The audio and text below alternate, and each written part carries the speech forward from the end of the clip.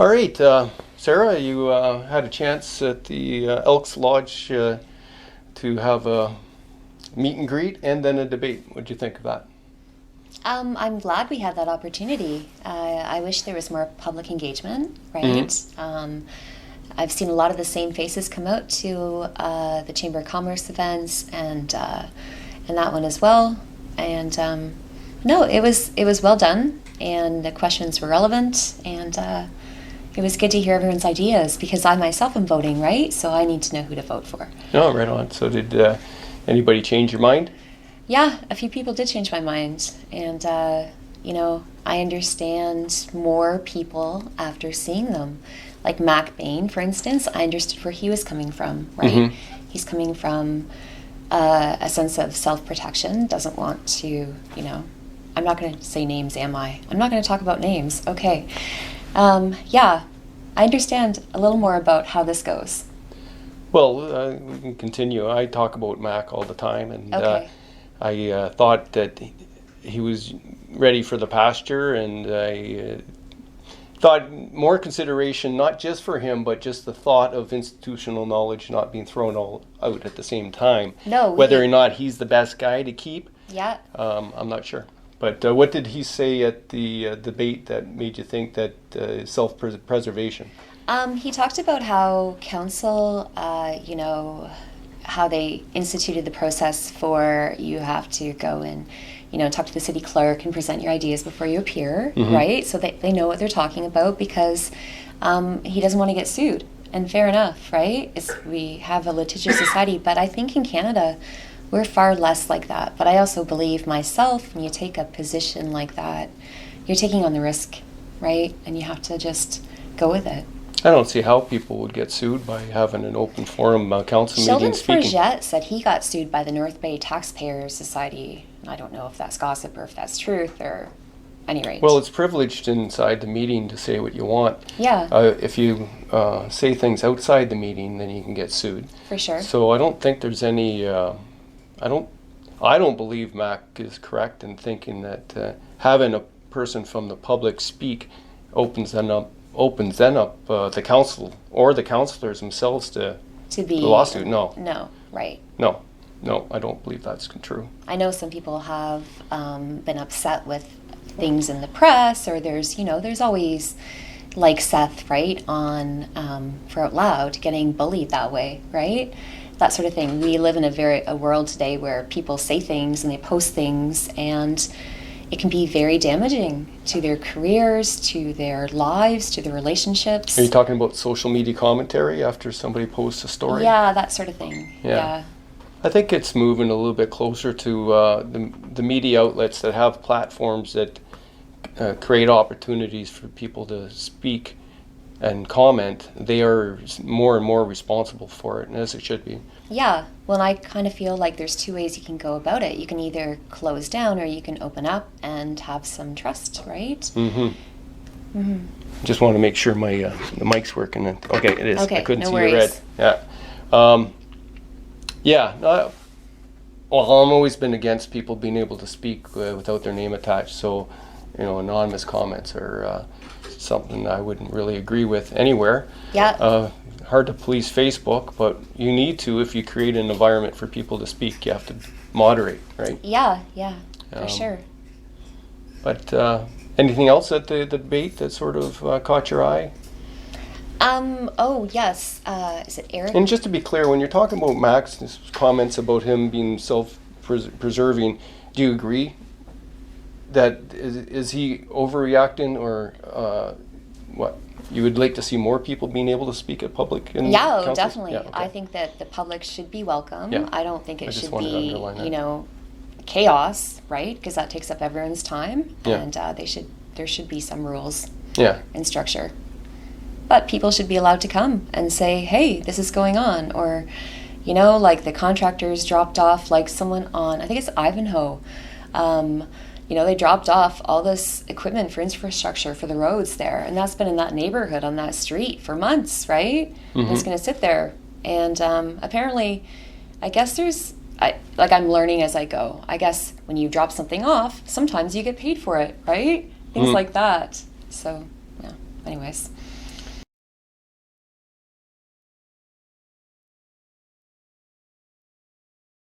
Yeah, well, there's lots to learn. There's lots to This learn. is your first run at council as a candidate. For sure, yeah. What made you decide to run? Um, well, I've grown up in a family that has a lot of political opinions, right? And I was in a relationship with someone who had a lot of political opinions, and I listened to those opinions, and I disagreed with them. And I found myself saying, you know what, this is ridiculous, and I'm going to step up and I'm going to try and make a change. And I also felt that, my chances of getting voted in were very slim and are very slim, but even in just running, there's something to be gained for that, right? And to set a precedent, possibly for other people in the future who might want to run for council, who don't fit the paradigm, who don't have a lot of money, who don't have a lot of social connections, right? Who really shouldn't be there. But they have a voice and they have a willingness and a drive and energy to participate. And so that is really what it is. And also I have children. So I'm here in North Bay, I'm in the city, and I want the city to be better for them. And also, I'm not going anywhere, right? And so I have a job. I'm really good at my job. I've been doing it for 20 years. And I have a brain, and it's a challenge. I like challenges. So I figure I have the time to do it because of the nature of my work is that you can only do so many hours a day, right? Otherwise, you're going to burn yourself out and you won't be good for anyone. So I need a balance in my life, and this could work. And I think I have something to contribute. And, I would like to work with whoever's on board. I can sometimes come across as, I know I offend some people, but really that's just because I'm learning and I'm trying to censor what I say, right? Because I don't want to do any harm. No harm.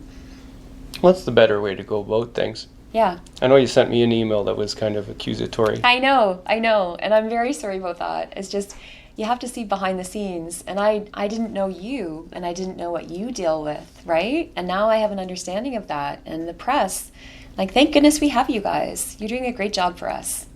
You're getting the issues out, and you're motivating people, and you're generating all kinds of talk around town. It's great. So you saw some of the other interviews with the other candidates? Yeah. I think it's a good format, right? Just to have a nice dialogue. I think so, because people come to me and they still don't know where to find information. And I sort of think, well, okay, it's out there, but let's say you don't have a computer at home or internet access. That's difficult, very difficult, because a lot of it is online, right? So print media, there's still people who read the Nugget. There's still people who like that piece of paper in their hand. And especially in our demographic in North Bay, we more senior than other communities, and that is them and their children were raised with print. So I think it's still a viable source. Yeah, and there's something to having that paper, right? To go back to your discussion about political opinions in your family and your ex-boyfriend, I know they're both very conservative. Mm-hmm. So where would you put yourself on the spectrum? You said that you didn't agree with a lot they said. Listen, I hear so many people being angry at the homeless, right? And yet that's a pretty big word. That word, what is a homeless person? An unhoused person? I know people who tried to make it big in Toronto, and they were living out of their car, right? Because they couldn't necessarily afford rent, or they needed to be somewhere. Mm-hmm. Would you call that person homeless, right? Or you call someone a student who is not established yet, and they're maybe, crashing in South, what is it called? Couch surfing, right? Mm-hmm. Are they homeless? So I heard talk about that, lots of names, and I just didn't agree with that. It seemed like, I know we need money to pay for things and to drive things, but it seemed like money was just the main topic, right? And it doesn't solve everything in the world. It doesn't, no. They're talking about the negotiations and the contracts coming up, and there's some things the municipal government can do, but there's a lot of that is provincial. We really don't have a say in that, right? But I'm all for keeping jobs. People need jobs. We have a small town here, and they have families, and they need to support them. Mm-hmm. So, yeah, but I've heard people make angry statements about, the city hasn't laid anyone off, or the buses are running and they're empty, and that's our tax dollar. And it's like, yeah, I understand that, but I also think that, there has to be a balance, right? Well, they did. I know they did cut back on some of the routes when it was pandemically. Nobody was going anywhere, and they did actually lay some people off. It just wasn't well communicated through the city. So communication is always really a big thing. Yeah. I like to tell the story. When I came to town, I hitchhiked here on a cane on welfare. Yeah. Right. So there has to be help for people, and there was help for me when I got here. Yeah. Right? So it's definitely.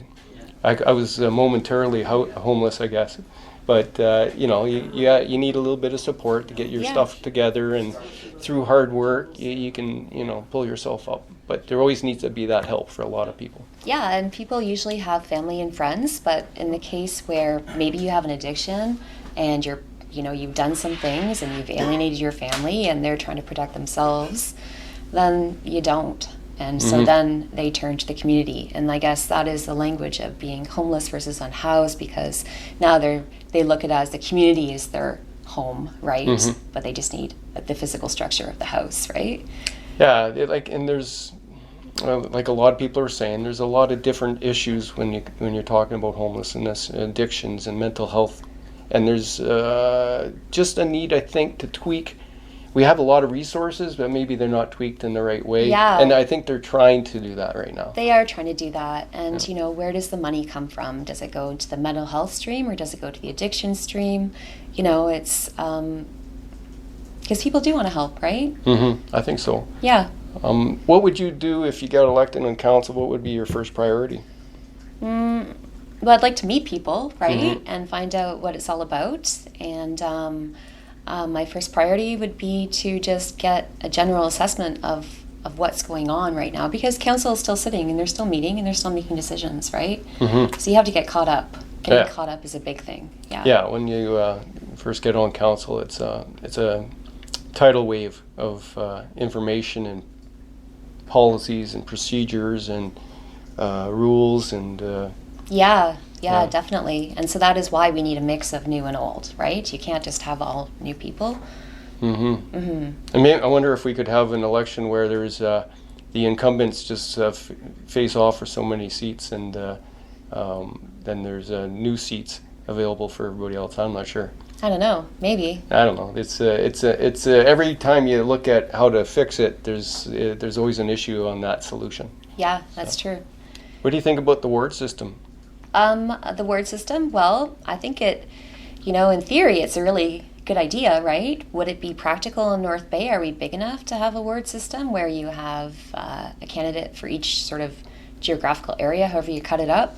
And then I guess it lends itself to that person being, whoever gets in, reelected, right? So it's hard to break in. It might be easier for people to learn about things. It might, be easier in terms of delegating work. But then again, at large, you have access to all of the council members, right? And if you have a relationship with one, it's easier for you to talk to them about it. Then possibly they can get it done. Things on paper and things in real life are always different, right? Yeah, I'm not sure the ward system's right for North Bay. In fact, I lean against it just because I know the process to turn that way isn't always on all the information available. And it does work best in certain size communities and not so well in others. And I could see a lot of people that might get left behind if there's 5 really good candidates in one neighborhood, but there's only one ward seat for them, right? So that is true. Yes, it's interesting how how that works out, right? I think one solution, I thought of it. I was talking with Maggie about it. I suggested that there be a designated neighborhood for each councillor, so you can act like your ward people, but not necessarily elected like that. But the other idea I came up with after that, and I'll share it with you, is that maybe the vice chairs of the committees should be better communicated, and those are the people that you should go to depending on the issue. So if you have a community service issue, like a recreation complex or something like that, you go to the vice chair of that committee to get an answer. The chairs are usually pretty busy anyways. So that vice chair is that issue-specific person to call. Right. And if everybody knew, and same with engineering works and governmental stuff. So you almost have, if your problem is that people don't know who to call, designate people based on what committees they're on. And maybe that would help too. That could help, definitely. Yeah. Yeah, because our city, you know, like it's, there's a lot of good people here and a lot of good work is being done. It's just how to get the information and getting in touch, and all of that is the challenge always. And again, it comes down to communicating, you know, what people should do in circumstances so they know. Because I know that sometimes they just send a blanket email to everybody and nobody thinks it's for them. Yes. Nobody replies, and they think that somebody else might reply. Well, So I've it's tough. understood. Okay, so I have a little bit of background on that. I was told that because when they send it to a group, they're actually not like litigiously allowed to reply or something because of the structure of when you have a council meeting. If you send it to more than 2 people, that constitutes a meeting now. So you have to ignore it because, and I personally don't agree Who told with you that? I don't want to say because Somebody at the city? no, Or a city, an elected an official? incumbent, an Yeah? incumbent, yeah.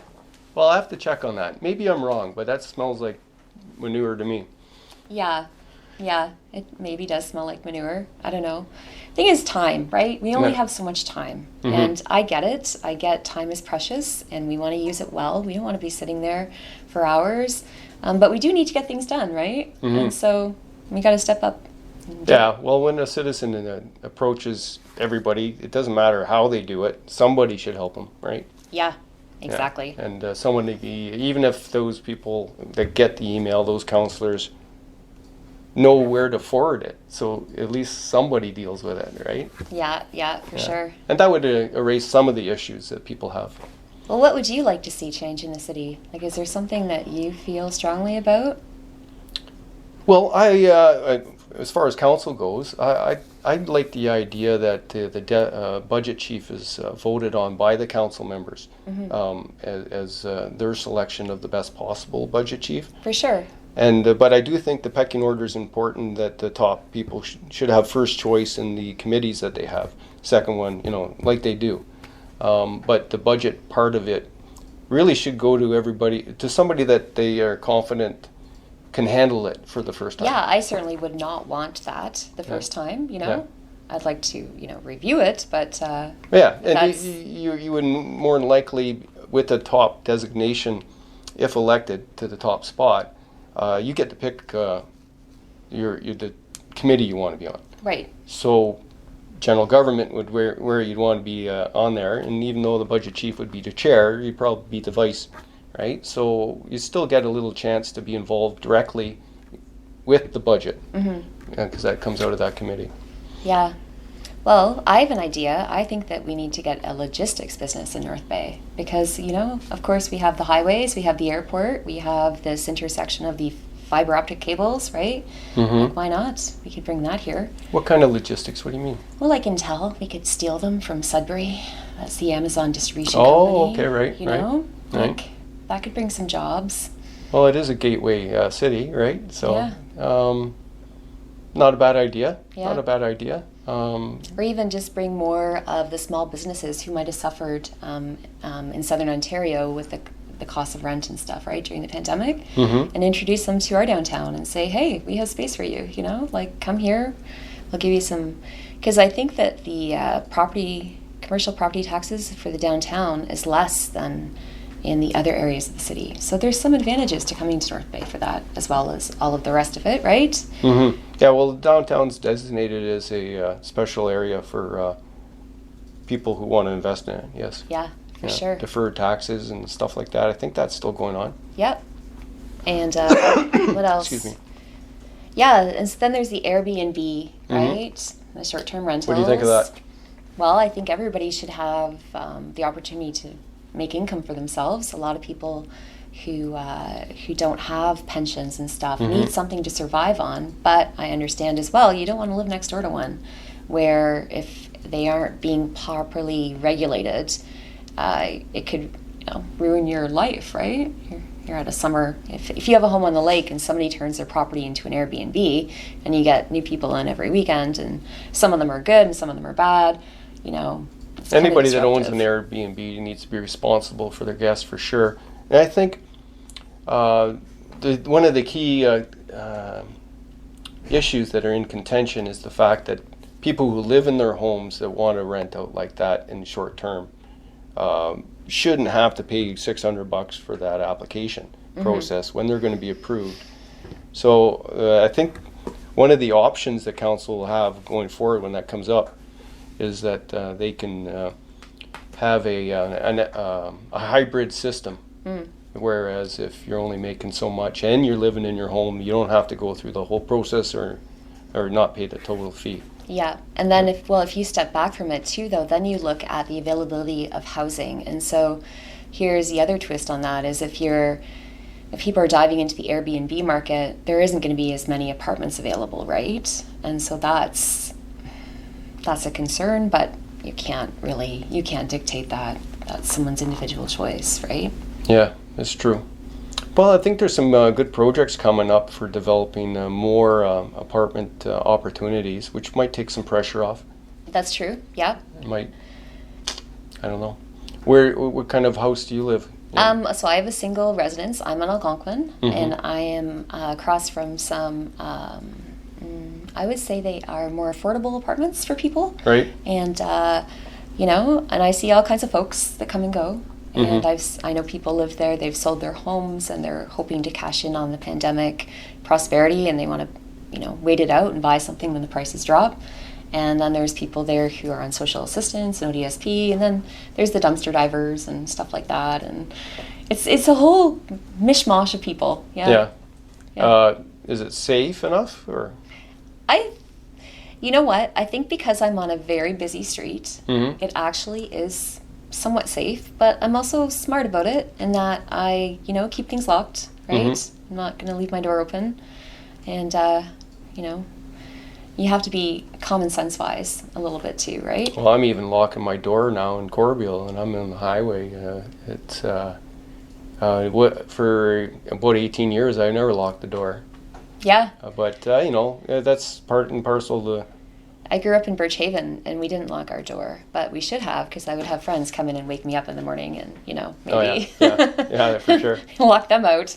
What high school did you go to? I went to Chippewa. Yeah? Yeah. And how was that experience? It was a good experience. My son Oscar is there now, and there is that, the Northern Pines facility across the street, right? Yeah, that's a whole issue. People want that moved. Well, I've been corrected in my thinking of that in one way, where the low barrier shelter is the real issue, not necessarily the transitionary part of it, right? So I was told it's not as hard to move and redesignate a spot for the low barrier somewhere else, where you have the problem with someone in the deepest parts of addiction. Yes, right? yes, where they're not able to really control themselves. And how old's your Oscar? Oscar's 15. Okay. And he's in grade 10, and he sees things, and he's okay to handle it though. And I think that parents should realize their kids might be more resilient than they think. And we want to protect them, we want to keep them young forever, but it is a big world out there, and if they see it and they learn to accept it from the comfort of their family's home now, better than waiting until they're 18 and they're living in a big city and they encounter it for the first time, right? Yeah, I'm not so sure about the 5 to 7, 8, 9-year-olds, but it's certainly... yes, those children are too young, possibly. Possibly, although it's always a teaching moment. Yep. After I was separated and my boy was coming week on, week off, and he was at the age of 12 to... Then he was with me all the time, about after 15 or 16, I think. But I was renting to a lady that was an opiate addict, and she was having a lot of troubles. And she lasted 4 months there, but it didn't go any further. And he was, he was at the right age to see how terrible that could be. Yeah. And it was right across the hallway from him. And I remember him once coming up to me, he goes, "Dad, we can't be that broke. That's funny. I said, that's what's going to happen if you don't study. Yeah, that's right. That's right. That's right. And you know, here's the thing too: is I'm aware that some people will be tuning in who might be visitors of these places, right? Mm-hmm. Because they do have cell phones, right? Mm-hmm. They have people they want to connect with. They have Wi-Fi. You know, you can go to Tim Hortons and use Wi-Fi and stuff, and they're people, right? Yeah. No, and my point being, Yeah. sometimes when you know, these things are happening, and like you say, I think our kids and their teenagers are more resilient, and they see more than we think. The stuff they see on social media is sometimes worse than anything going on in this city. Well, there are things that happen inside Chippewa that are a little bit controversial, right? Like Any there high is school. a group of kids who identify as animals right now, and they're called the furries, and so they wear tails and things like this, and you know, for some people, I've heard they're sending their kids they go there for 7 and 8, but then when it comes to high school, they're like, actually, we want to go somewhere else because it's a little bit too much, right? Too much distraction possibly from learning. And then, so possibly you would choose a high school where you have uniforms and more structure, right? But that thing is, there's something for everyone then, right? Yeah. Yeah, I'm not sure about that stuff. I certainly wouldn't make a very good teacher if I had to put up with that. As someone who felt that they were an animal inside somehow. Yeah, I think that's beyond the pale, and I don't agree that should be put up with. Actually, I don't understand why that's acceptable. I don't understand. Well, I think it all comes down to this whole like fear of being litigated against, and that's definitely in the education system, right?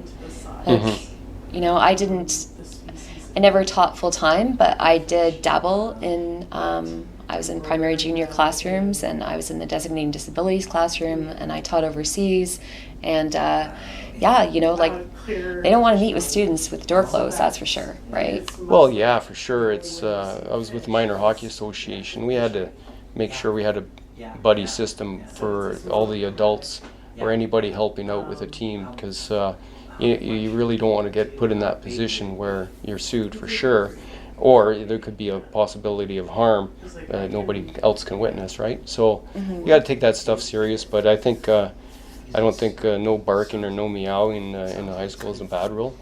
Yeah, I agree. I'll take the hit on that one. I agree. Right. Yeah, like, I don't know. I believe, of course, this is stemming from people that want to be free to express their gender and their feelings about that, which is fine. But cross-species stuff is a little bit too far. Yeah, you know, a little bit. I think so. So I guess we're both going to get canceled tomorrow, but I think so. Well, if you look at the genetic code, you know, I guess you could go back and say it's not that far. far enough. Yeah, it's far enough. Okay, so back to council stuff and your platform and what you hope to do. Is there anything that you're wanting to speak to with this conversation so people can better understand where you're coming from? Well, you know, people keep saying, what is your platform? And that word is interesting to me because I guess, what is it?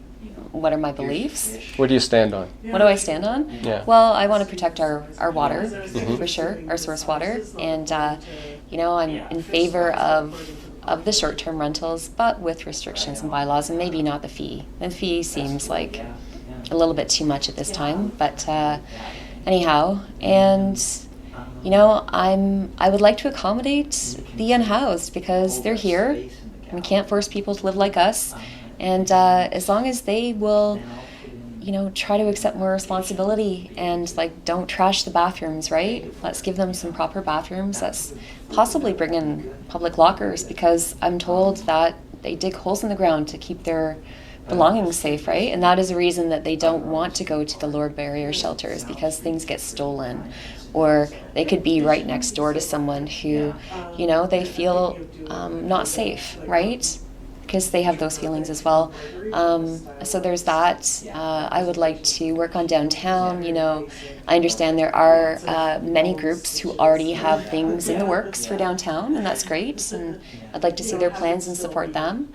And I hear the arts want some space, like Dreamcoat Theatre was having problems finding space. So, and the farmers market. So maybe, maybe we at some point, there's this whole arena thing, but maybe we need a public building for things like farmers markets and Dreamcoat Theatre and things like that. Well, I think the farmers market got rescued by the owners of the Kennedy building, and they're going to be starting there on the 22nd this Saturday. That's good. So then, they ended up opening up a little bit on that first floor, and they'll have the basement. So that might work out for them for this winter. And I'm told that it's a better price than they were getting quotes for. So I think they're happy. Okay. Yeah. Well, and then I would say let's just let's make it easier for people to get in front of council, right? Yeah, definitely. For sure, that needs to be adjusted. Yeah. I suggested a speaker's corner where anybody can make a comment and submit it for the website. I love that. Yes. So the website, the city website, has people's opinions on there, and of course they have to be vetted somewhat. You can't say irresponsible you can't things. have But if somebody can stay on, they have a topic. Anytime they can submit a video of them speaking to council, that council gets that message and it's on the website, so people know that you have that opportunity. And being on the city website, that's almost next thing to being in the council meeting, right? So yeah, for sure. Yeah, no, that's a great idea. The speaker's corner. Right We on. should do it. Right on. All right. Well, thank you for your time. Thank you thank for you. this opportunity. I was happy to have this discussion with you. I was wondering where it would go, and I'm happy that we covered a lot of ground. Yeah, and I look forward to hearing from you in the future. Right on. And you might hear from me, and if not, that's okay because I have a very busy life. Yeah, well, that's good. Yeah. Thank you. You're welcome.